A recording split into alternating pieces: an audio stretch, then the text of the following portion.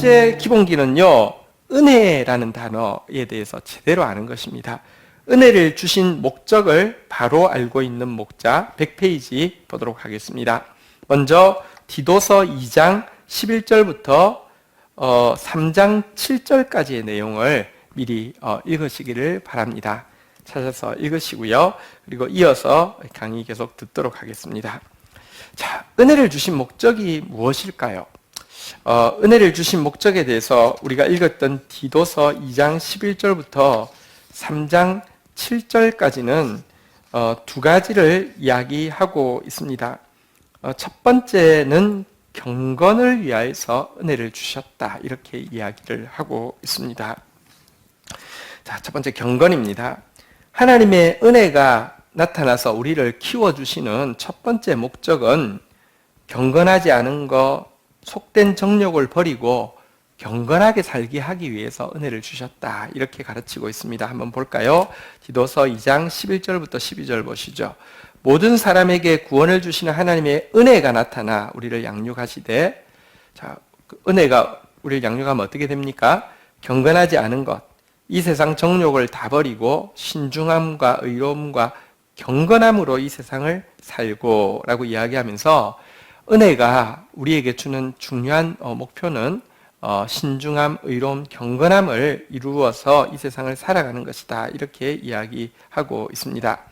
이 경건함을 가지고요, 또 영생에 대한 복스러운 소망, 그리고 우리가 가지고 있는 영생에 대한 복스러운 소망을 경고케 하고 하나님 나라를 더 사모케 하는 것이 은혜의 목적이다라고 13절 이어지는 내용 13절 14절에서는 이야기합니다.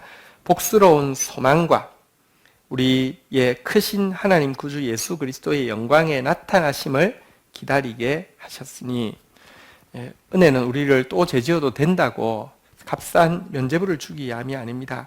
우리로 하여금 경건하게 살게 하고요, 우리로 하여금 영생에 대한 그 복스러운 소망을 더 굳게 붙잡게 하고요, 나타나실 하나님의 나라를, 예수 그리스도의 크신 나라를 사모하게 만드는 것이 이 은혜를 주신 목적이라고 이야기하고 있습니다.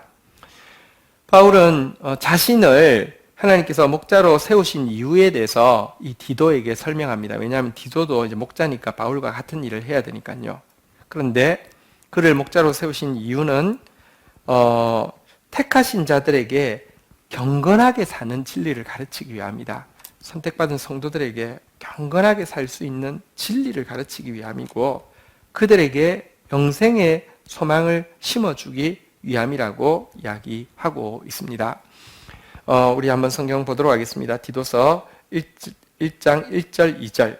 하나님의 종이요 예수 그리스도의 사도인 나 바울이 사도된 것은 하나님의 택하신 신자들에게 믿음과 경건함에 속한 진리의 지식과 영생의 소망을 위함이라, 이렇게 이야기하고 있습니다.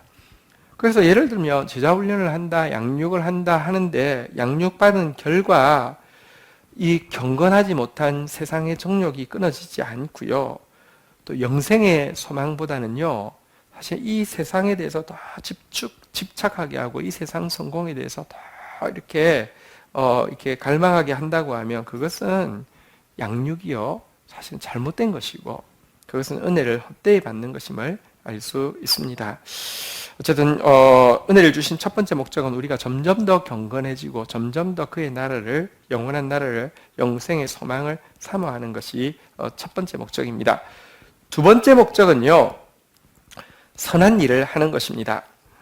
여러분, 경건은 내 안에 이렇게 은혜 주심으로 말미암아 내 안이 변화되어진 모습이라고 하면, 선한 일은 은혜 주심으로 말미암아 내 밖의 행위가 변한 모습이라고 할 수 있습니다.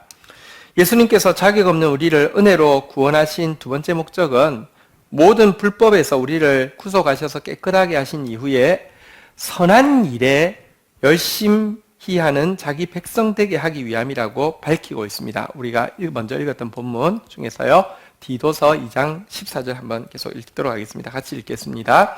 그가 우리를 대신하여 자신을 주심은 모든 불법에서 우리를 속량하시고 우리를 깨끗하게 하사 선한 일을 열심히 하는 자기 백성이 되게 하려 하심이라. 주님께서 은혜 주신 이유는요, 선한 일을 열심히 하게 하기 위함이라고 명백하게 밝히고 있습니다.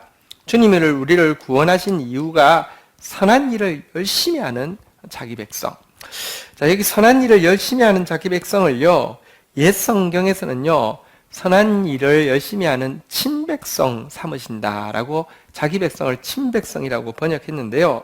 이 자기 백성 혹은 친백성이란 원어적 표현을 보니까요, 선한 일만 보면 진짜 눈이 돌아가고 선한 일에 열심을 내는 데는 따라올 수 없는 아주 특별한 백성, 아주 그 피큐리한 단어를 쓰고 있는데 영어 성경에는 보면요, 피큐리한 단어는 거의 미친 사람, 선한 일에 열심히 하는 데는 미친 사람, 선한 일 하는 데는 따라올 수 없는 사람 되게 하기 위함이다, 이렇게 이야기하고 있습니다.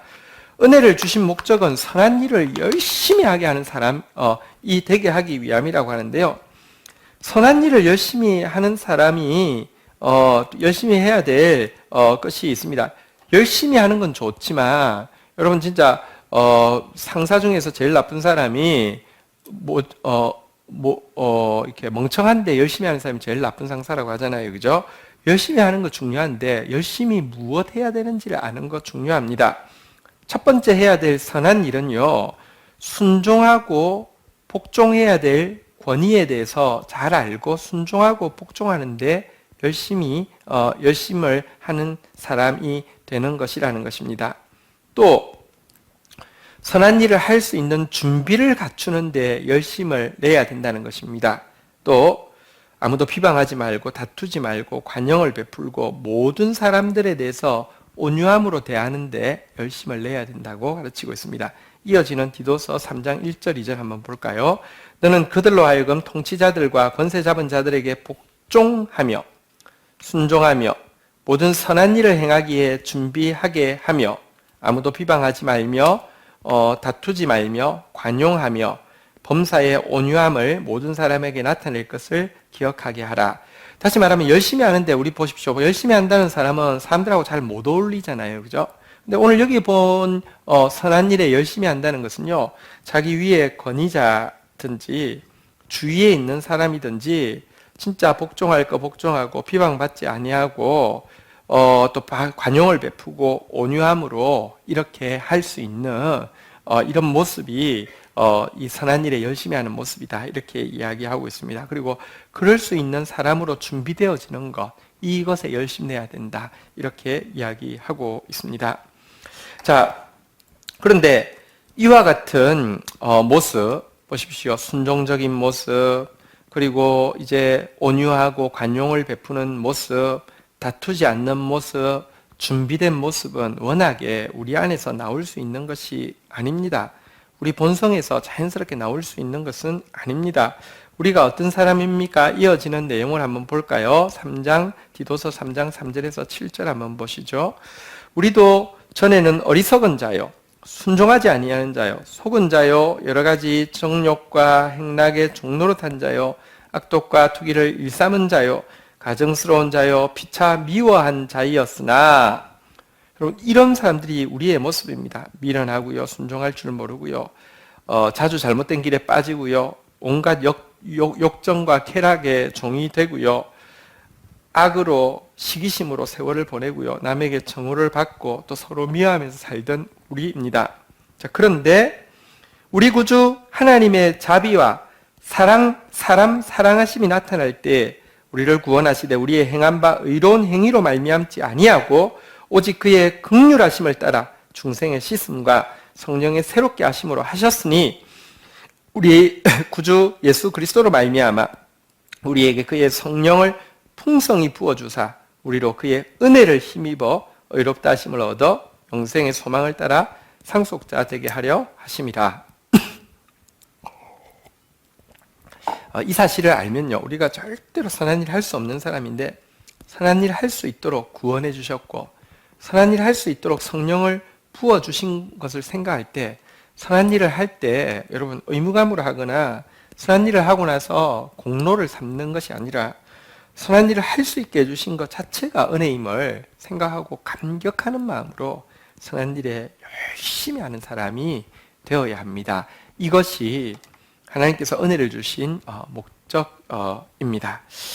우리 선한 일을 열심히 하고 또 경건을 이루어가는 저와 여러분들 되셔서 이 기본기가 충실하기를 축복합니다.